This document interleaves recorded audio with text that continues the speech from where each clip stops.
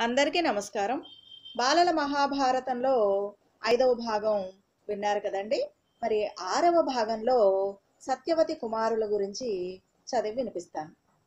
క్రమంగా సత్యవతికి చిత్రాంగదుడు, విచిత్రవీర్యుడు అనే 2 కుమారులు కలిగారు.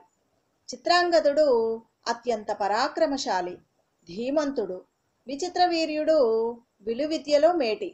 శంతనుడు మరణించిన తర్వాత భీష్ముడు తన వాగ్దానం ప్రకారం చిత్రాంగదుని రాజుగా చేశాడు.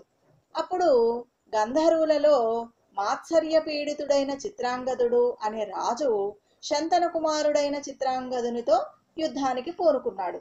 గంగా తీరంలో వారికి 3 సంవత్సరాలు యుద్ధం సాగింది. చివరకు శంతన కుమారుడైన చిత్రాంగదుడు ఆ యుద్ధంలో మరణించాడు. భీష్ముడు దహన సంస్కారాలు చేశాడు.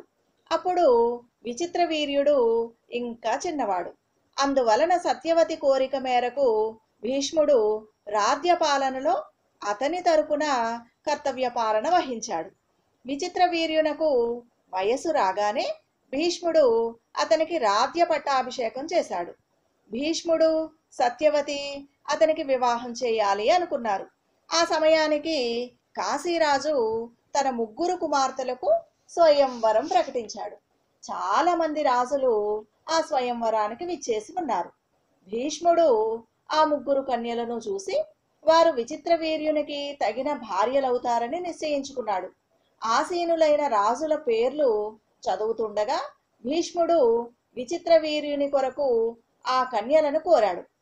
భీష్ముడు స్వయంవర మండపంలో ప్రవేశించి అచ్చట ఉన్న రాజులందరూ చూస్తూ ఉండగానే బలవంతంగా ఆ 3 కన్యలను తన రథం మీద ఎక్కించుకొని అచ్చటి రాజులందరితో పిడుగులాంటి కంఠస్వరంతో ఇలా అన్నాడు: స్వయంవర విధానాలు చాలా ఉన్నాయి అని పెద్దలు చెబుతారు. అందులో కన్యను బలవంతంగా రాజులందరి సమక్షాన తీసుకుపోవడం ఒక విధం. ఈ 3 కన్యలను మీ సమక్షంలోనే బలవంతంగా తీసుకుని పోతున్నాను. మీలో ఎవరైనా నాతో పోరాడమని సవాలు చేస్తున్నాను. మీకున్న శక్తి సామర్థ్యాలతో నన్ను ఓడించవచ్చు. ఇలా అంటూ భీష్ముడు రథాన్ని ముందుకు నడిపాడు.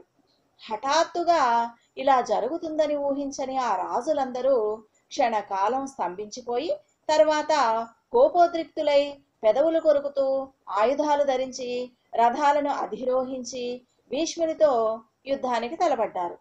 భీష్మునికి రాజులకు మధ్య ఘోర యుద్ధం జరిగింది. ఒకవైపు అసంఖ్యాకులైన రాజులు, మరోవైపు భీష్ముడొక్కడు. వేల కొలది నిశిత బాణాలను వారు భీష్మునిపై ప్రయోగించారు. కానీ భీష్ముడు వాటన్నిటినీ మార్గమధ్యమున్నే ఖండించి వేశాడు. ఈ భీకర సంగ్రామాన్ని చూసిన వారు దేవాసుర యుద్ధమేమో అని భ్రమపడ్డారు. యుద్ధంలో పాల్గొనని రాజులు ఆ దృశ్యాన్ని చూడడానికే భయపడ్డారు. భీష్ముని ధైర్య సాహసాలకు ఆయనను ఎదిరించిన రాజులందరూ ఆశ్చర్యపడి అభినందించారు. ఆ రాజులందరినీ అవలీలగా ఓడించి భీష్ముడు 3 కన్యలతో హస్తినాపుర మార్గం పట్టాడు. అప్పుడు సాల్వుడు అనే రాజు వికటాటహాసం చేస్తూ భీష్ముని అడ్డగించి నిలువమన్నాడు. సాహసవంతుడైన సాల్వుని చూసి రాజులంతా ఆశ్చర్యచకితులైనారు. ప్రచండ కోపంతో భీష్ముడు, సారథి, రథాన్ని సాల్వుని వైపు నడుపు, గరుడు సర్పమును చీల్చినట్లు నేను అతన్ని చీలుస్తాను అంటూ సాల్వుని గుర్రాలను రథసారథిని క్షణంలో చంపి జాలితో సాల్వుని ప్రాణాలతో విడిచిపెట్టాడు. ఇతర రాజులందరూ అక్కడి నుంచి వెళ్ళిపోయారు. విజయంతో భీష్ముడు 3 కన్యలతో హస్తినాపురం చేరుకున్నాడు. విచిత్రవీర్యునితో వారి వివాహమునకు అన్ని ఏర్పాట్లు చేశాడు. కానీ ఆ 3 కన్యలలో పెద్దదైన అంబ భీష్ముని ముందుకు వచ్చి ఇలా అన్నది: నేను స్వయంవరానికి ముందే శైప్యరాజైన సాల్వుని భర్తగా వరించాను. ఆయన కూడా నన్ను అంగీకరించాడు. మా తండ్రి కూడా సమ్మతించాడు. నేను స్వయంవరంలో సాల్వుణ్ణే వరించి ఉండేదాన్ని. మీరు విజ్ఞానవంతులు, ధర్మవేత్తలు.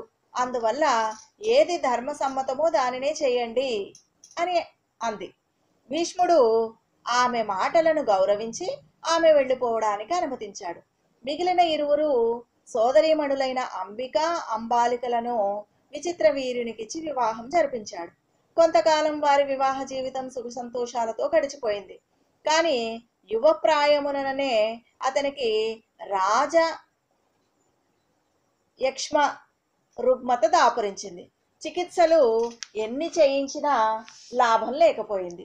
రాజకుటుంబాన్నంతా విషాదంలో ముంచి విచిత్ర వీర్యుడు కన్నుమూశాడు.